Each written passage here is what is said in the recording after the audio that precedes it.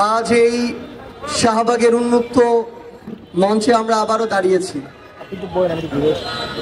জুলাই অভ্যুত্থানের 8 মাস পেরিয়ে 9 মাসে গিয়ে দাঁড়িয়েছি, কিন্তু সবচেয়ে দুঃখের কথা হচ্ছে আজ শহীদ পরিবার আহত যোদ্ধাদেরকে সাথে নিয়ে আমরা যে দাবিতে এখানে দাঁড়িয়েছি সেই দাবি পূরণ হওয়ার কথা ছিল 2024-এর ওই আগস্টে। আমরা আজকে অনেক কথা বলছি যে আমাদের আওয়ামী লীগ নিষিদ্ধ করতে হবে, তাদের কর্মসূচি নিষিদ্ধ করতে হবে, তাদের রেজিস্ট্রেশন বাতিল করতে হবে, কিন্তু আমাদের জায়গা থেকে এই কথাগুলো এই মঞ্চে আজ কেন দাঁড়িয়ে বলতে হচ্ছে? আজকে যদি আমরা এর পিছনে সরাসরি কারণগুলো দেখি, আমাদেরকে এই আওয়ামী লীগ নিষিদ্ধ না করার জন্য বিভিন্ন মহল কি কি কারণ দেখাচ্ছে, পায় তারা দেখাচ্ছে। তারা আমাদেরকে শোনায় যে বহির্বিশ্বে তাদের ইমেজ ক্ষুণ্ণ হতে পারে। ওই স্টেক হোল্ডার, ওই কথা কথিত বিভিন্ন মহলকে আমরা বলতে চাই, বিগত 16 বছরে যখন পিলখানায় হত্যাকাণ্ড হয়, যখন শাপলার হত্যাকাণ্ড হয়, যখন শাহবাগে, যাত্রাবাড়িতে, শনি রাখায়, উত্তরায় হত্যাকাণ্ড হয়, তখন এই বহির্বিশ্ব কোথায় ছিল? তারা আমাদেরকে ওই পশ্চিমাদেরকে দৃষ্টিভঙ্গি দেখায়।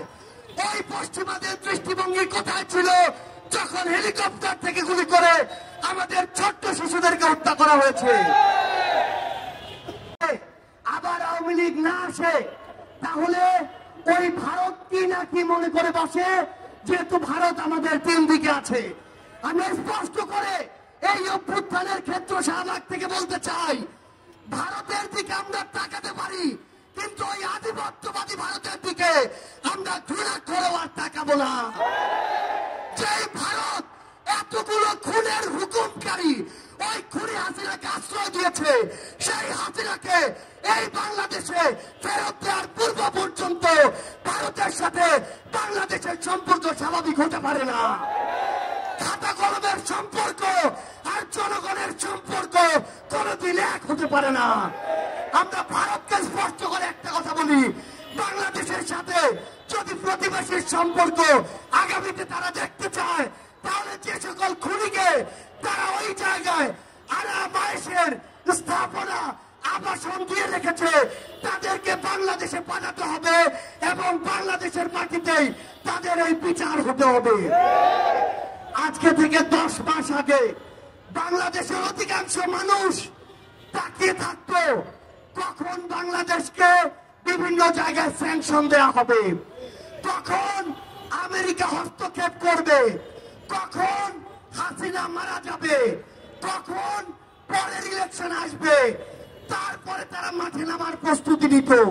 কিন্তু যেই ছাত্র জনতা রাজপথে নেমে জীবন দিয়ে এই খুনি হাসিনাকে দেশ ছাড়া করেছে, তাদের জীবনের এই যে হত্যাগুলো, এগুলোর বিচার হওয়া পূর্ব পর্যন্ত বাংলাদেশে অন্য কোনো কিছু নাম নেয়া এই অন্তর্বর্তীকালীন সরকারের মুখে মানায় না। রাজনৈতিক দলগুলো আজকে সময়ের বিবেচনায় প্রতিযোগিতায় নেমেছে, আগে সংস্কার নাকি আগে নির্বাচন। মাথায় স্পষ্ট করে ঢুকিয়ে রাখুন, সংস্কার নাকি নির্বাচন, এই খেলা বাদ দিয়ে প্রতিযোগিতায় নামুন যে সবার আগে হতে হবে এই হত্যাকাণ্ডের বিচার। যে তাপস, নানক, কাদেরদের প্রত্যক্ষ মদদে এই বাংলাদেশে খুনি হাসিনার হুকুমে এবং ভারতের প্রেসক্রিপশনে এই পিলখানা হত্যাকাণ্ড হয়েছে, শাপলায় হত্যাকাণ্ড হয়েছে, জুলাইয়ের হত্যাকাণ্ড হয়েছে, সেই হত্যাকাণ্ডের বিচার হওয়ার পূর্ব পর্যন্ত এই বাংলাদেশে অন্য কোনো কিছু কখনোই প্রাসঙ্গিক হতে পারে না। সকল রাজনৈতিক দলের উদ্দেশ্যে একটি কথাই বলবো, এই যে জেনারেশন, এই জেনারেশনকে ভয় করুন, এই জেনারেশনকে ভয় করুন। যদি এই জেনারেশনের রক্তের উপরে দাঁড়িয়ে ইমোশন নিয়ে খেলার চেষ্টা করেন, এই জেনারেশন সকল ক্ষমতার বিপক্ষে গিয়ে যে কাউকে টেনে হিস্ট্রি নামাতে পারে, কুয়েটের ওই ভিসি তার প্রমাণ।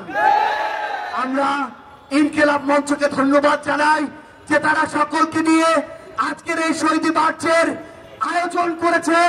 এই মঞ্চের সকল শহীদ পরিবার, সামনে থাকা সকল আহত যোদ্ধাকে সামনে রেখে একটি কথাই বলি, এই অন্তর্বর্তীকালীন সরকারের সবচেয়ে বড় লেজিটিমেসি হচ্ছে এই শহীদরা, এই শহীদদের হত্যার বিচার করার পূর্ব পর্যন্ত এই অন্তর্বর্তীকালীন সরকার যদি অন্য কোনো কিছুর চিন্তা করে তাহলে তারা তাদের সারা জীবনের এই রক্তের দায়বদ্ধতা কখনো এড়াতে পারবে না।